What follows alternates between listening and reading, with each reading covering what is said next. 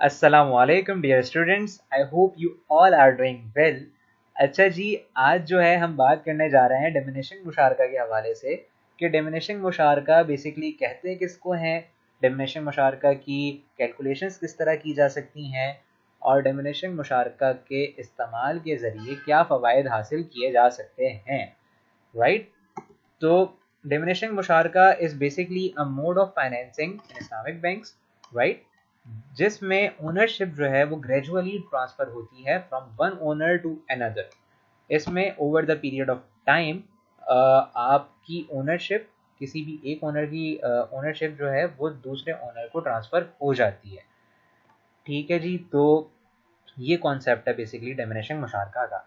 और इसकी कैलकुलेशंस किस तरह की जा सकती हैं ये मैं अभी आपको बताने जा रहा हूँ। हमारी स्क्रीन पे एक डाटा मौजूद है और इसमें सिनेरियो ये है कि अली साहब हैं जिनको एक घर खरीदना है जिसकी कॉस्ट है 50 लाख। अभी अली साहब के पास मौजूद हैं 10 लाख रुपीज़। राइट, तो अली साहब को मज़ीद 40 लाख की ज़रूरत है। तो 40 लाख वो किस तरह आएंगे, अब ये सोचना है। तो अली साहब जाते हैं बैंक के पास, बैंक से वो रुजू करते हैं मीज़ान बैंक से, और वो कहते हैं कि मेरे पास 10 लाख रुपए मौजूद हैं, मुझे 40 लाख मज़ीद चाहिए घर ख़रीदने के लिए, तो आप काइंडली हमें ये पेमेंट प्रोवाइड कर दें। बैंक कहता है चलें जी, कोई मसला नहीं है, हम आपको 40 लाख प्रोवाइड करने के लिए तैयार हैं, लेकिन हम इसमें आपके पार्टनर होंगे। राइट, तो पार्टनरशिप हो रही है बेसिकली अली और मीज़ान के दरमियान। तो यहाँ पे हमारे पास नंबर ऑफ़ यूनिट्स भी गिवन है। नंबर ऑफ़ यूनिट्स हैं आपके पास 20 और यूनिट कॉस्ट भी गिवन है जो कि है 2 लाख। ठीक है, हम कैलकुलेट खुद भी कर सकते हैं अगर गिवन ना हो। कैलकुलेशन वो इस तरह होगी कि फाइनेंसर का जो अमाउंट है 40 लाख, इसको हम डिवाइड करवा देते हैं टोटल नंबर ऑफ़ यूनिट्स है, तो ये आपके पास आ गई यूनिट कॉस्ट। राइट, आपके पास रेंट भी गिवन है जो कि है 16%। और इस डाटा को देखते हुए हमें बेसिकली कैलकुलेशन करनी है। राइट, तो आ जाते हैं जी पहले महीने पे। अली साहब दे रहे हैं 10 लाख रुपए, मीज़ान बैंक दे रहा है 40 लाख रुपए, और रेंट जो है वो अली साहब को पे करना होगा बैंक को। अब 20 यूनिट्स जो हैं आपके पास वो सारे अली साहब के तो नहीं है, अली साहब के यूनिट्स होंगे 5। वो क्यों होंगे, क्योंकि पर यूनिट कॉस्ट है 2 लाख रुपए और अली साहब के पास हैं 10 लाख रुपए, तो 10 लाख रुपए के आप 5 यूनिट्स ही खरीद सकते हैं। और जो 15 यूनिट्स हैं वो बैंक की ओनरशिप में है, तो उसका आपको रेंट पे करना पड़ेगा over the period of time. ठीक है, आपको मंथली इसको पे करना है। यहाँ पे अली की कॉस्ट आ गई 10 लाख, यहाँ मीज़ान क्या आ गया 40 लाख, और यहाँ पे रेंट हमें कैलकुलेट करना है। तो रेंट कैलकुलेट करने का तरीकाकार क्या है ये मैं अभी आपको बताता हूँ। रेंट आप कैलकुलेट कर सकते हैं मीज़ान बैंक की अमाउंट जो फाइनेंसर है हमारे 40 लाख, इसको आप मल्टीप्लाई करवाएंगे यहाँ पे 16% से, और इसको आप डिवाइड करवाएंगे 12 से। राइट, तो ये आपका आ गया रेंट पहले महीने का। ये आपका रेंट यहाँ पे आ जाएगा। राइट, अच्छा जी,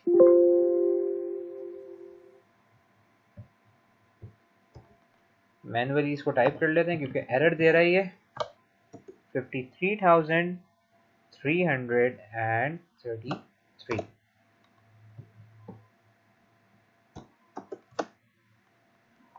राइट, तो आपके पास नंबर ऑफ यूनिट परचेज पहले महीने में 0 है, यहाँ पे भी आपके पास 0 आ जाएंगे, और यहाँ पे टोटल कॉस्ट आपकी आ जाएगी जो आप रेंट की मद में पैसे दे रहे हैं। राइट, दूसरे महीने में भी अली साहब के पास जो है जो अमाउंट है वो सेम है 10 लाख रुपए, और यहाँ पे मीज़ान बैंक का अमाउंट आ गया जो कि है 40 लाख रुपए, और इसके बाद आपका रेंट आ गया जो कि सेम होगा 53,333। आपका सेम जो है यहाँ पे रेंट आ जाएगा 5333, राइट। अच्छा, अब दूसरे महीने में जो है अली साहब 2 यूनिट्स परचेज कर रहे हैं, राइट। 2 यूनिट जब उन्होंने परचेज किए तो पर यूनिट कॉस्ट क्या थी आपके पास, 2 लाख रुपए। और 2 लाख को आपने अब मल्टीप्लाई करवाना है नंबर ऑफ यूनिट परचेज से। 2 लाख मल्टीप्लाई करवा दें इसको आप 2 यूनिट से जो कि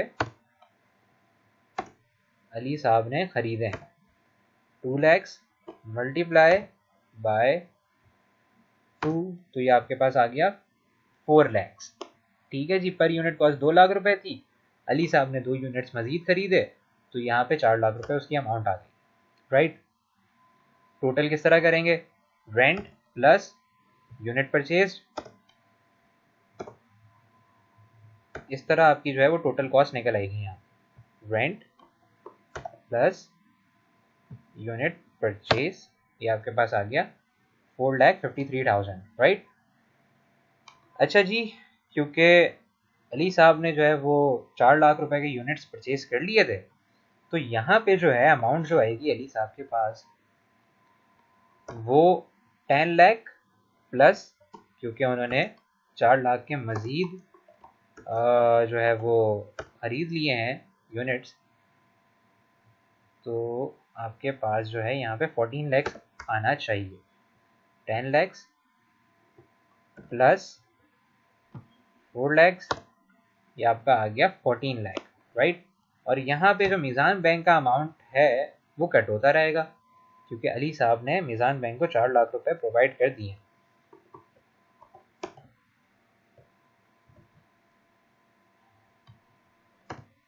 ये आ गया 36 लाख। अच्छा, क्योंकि मीज़ान बैंक का शेयर जो है वो कम होता जा रहा है, तो रेंट भी जो है वो भी कम होता रहेगा। तो रेंट आप किस तरह कैलकुलेट करेंगे, अब आपके पास आ गया है 36 लाख जो कि अमाउंट है फाइनेंसर का, इसको मल्टीप्लाई करवाएंगे 16% से और इसको डिवाइड करवा देंगे आप 12 से, तो ये आपके पास आ गया कौन सा अमाउंट, रेंट का amount for the 3rd month, right. अब इस महीने यूनिट कितने परचेज किए अली साहब ने, 4 यूनिट्स परचेज किए, ये आप देख सकते हैं। 4 यूनिट्स कितने के हो गए आपके, पर यूनिट कॉस्ट क्या है, 2 लाख रुपए, मल्टीप्लाई करवा दिया कितने से, 4 से, 8 लाख रुपए आ गए। यहाँ पे टोटल करेंगे, 8 लाख को प्लस करेंगे 48 से, 8,48,000 आ गए यहाँ पे। तो बेसिकली आप इस पूरे सिनेरियो को देखें, इस तरह जो है वो कन्वर्जन होती है, इस तरह जो है वो ओनरशिप ट्रांसफ़र होती है, तो इस तरह जो है वो बैंक और कस्टमर के मामला चलते हैं। अच्छा जी, अब यहाँ पे मंथ नंबर 4 में आपके पास आ गए 14 लाख पहले के, आपने इसमें प्लस करने हैं जो 8 लाख रुपए के मजीद आपने यूनिट्स परचेज किए हैं वो, तो आपके पास आ गए 22 लाख रुपए। और इसी तरह 36 लाख में से माइनस हो जाएंगे 8 लाख, आपके पास आ गए 28 लाख। तो आप ये देख सकते हैं कि बैंक की जो ओनरशिप है वो आहिस्ता आहिस्ता कम हो रही है और अली की ओनरशिप जो है वो बढ़ रही है। अच्छा, यहाँ पे रेंट ये किस तरह आएगा, ये हम दोबारा कैलकुलेट करते हैं। रेंट के लिए हम यहाँ पे देख लेते हैं कि 28 लाख हैं बेसिकली, ठीक है। और इसको हमने मल्टीप्लाई करवाना है कितने से, 16% से, और इसको हमने डिवाइड करवाना है 12 से, राइट। तो 37,333 आपका जो है वो रेंट आ गया फॉर द मंथ 4, राइट।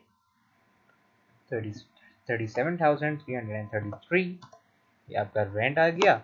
अच्छा, इस महीने मजीद 4 यूनिट्स परचेज कर लिए अली साहब ने, तो as it is per unit cost को मल्टीप्लाई करवा दिया आपने कितने से, 4 से, कितने आ गए, 8 लाख रुपए।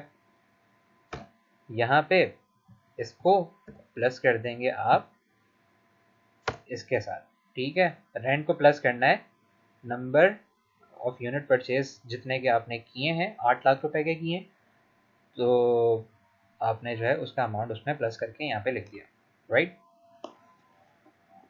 अब आ जाते हैं 5वें महीने पे। तो यहाँ पे आपने 22 लैक्स प्लस 8 लाख रुपए करने हैं, राइट। तो ये हो गए 30 लाख रुपए। इसी तरह 28 लाख को माइनस करना है 8 लाख से, तो आपके पास आ गए 20 लाख रुपए। तो इस तरह जो है ये आपने मामला को लेके चलना है। अगेन यहाँ पे आपको निकालना है rent for the 5th month. आपका रेंट जो है वो किस तरह आएगा, अभी मैंने आपको बताया कि 20 lakhs multiply by 16% divided by 12, right? 26,666, right?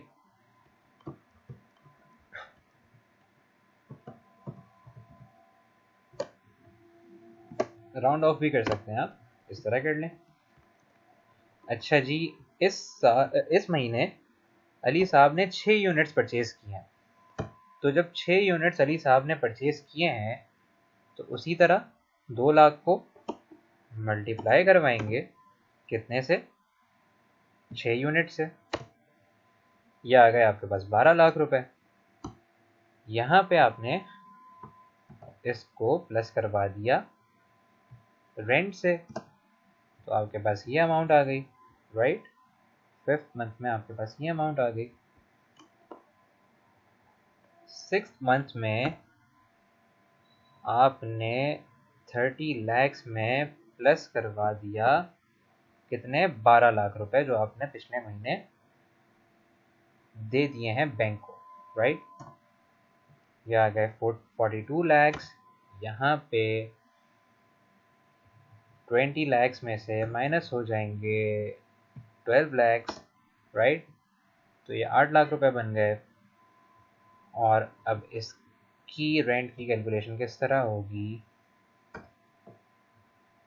8 lakhs multiplied by 16% divided by 12, right? 10,666 रुपए। तो आपका रेंट फॉर द मंथ 6 आ गया 10,667 रुपए कर देते हैं, इसको राउंड ऑफ कर देते हैं, राइट। अच्छा, इस महीने जो है वो 0 यूनिट्स परचेज किए हैं। इस महीने हो सकता है किसी वजह से अली साहब यूनिट परचेज ना कर सके हों, तो एज इट इज़ छठे महीने में आपकी अमाउंट यहाँ पे आ जाएगी 0, क्योंकि नंबर ऑफ यूनिट्स उसने 0 परचेज किए हैं, तो कोई अमाउंट उसने पे नहीं की, यहाँ पे 0 आ गया। और यहाँ पे आपका जो है वो रेंट एज इट इज़ आ जाएगा, क्योंकि रेंट वो साथ साथ पे कर रहा है, राइट।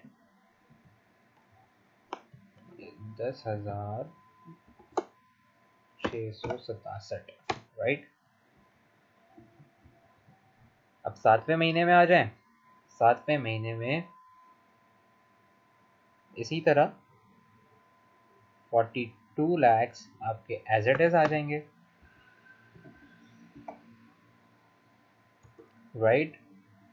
42 लैक्स।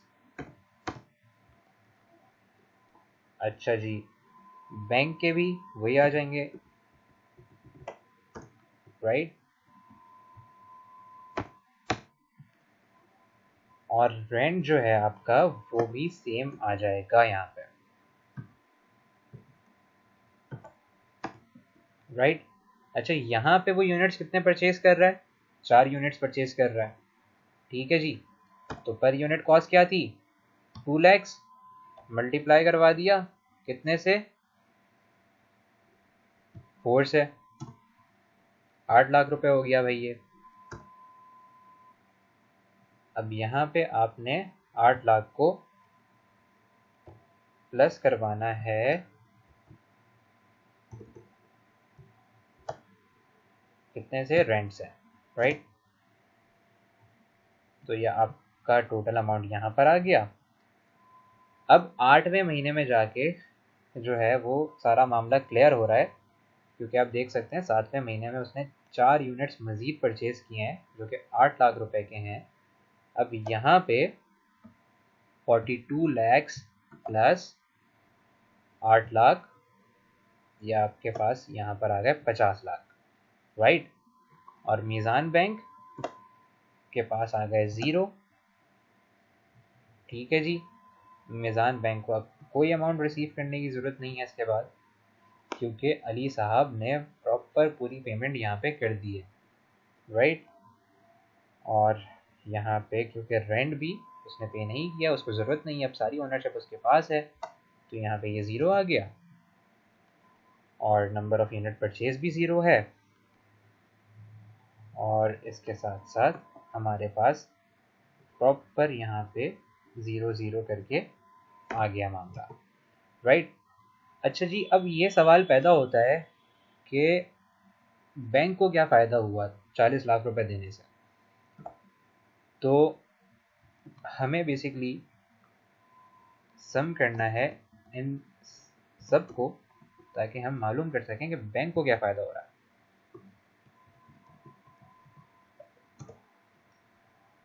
अच्छा जी, तो आपके पास आ गए हैं 42,40,000, राइट।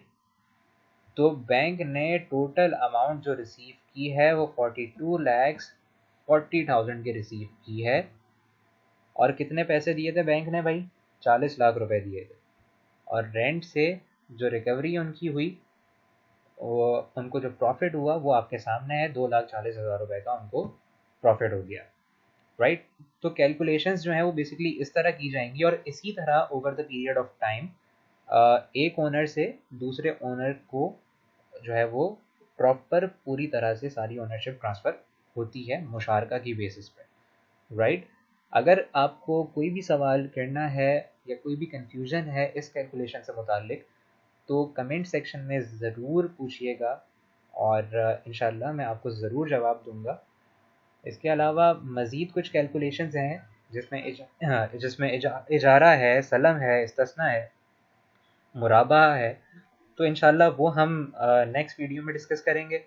और इस क्वेश्चन से मुताल्लिक अगर कोई भी सवाल है तो ज़रूर ज़रूर आप कमेंट सेक्शन में मुझे बताइएगा, राइट। अपना बहुत ख्याल रखिएगा। बहुत शुक्रिया वीडियो देखने के लिए।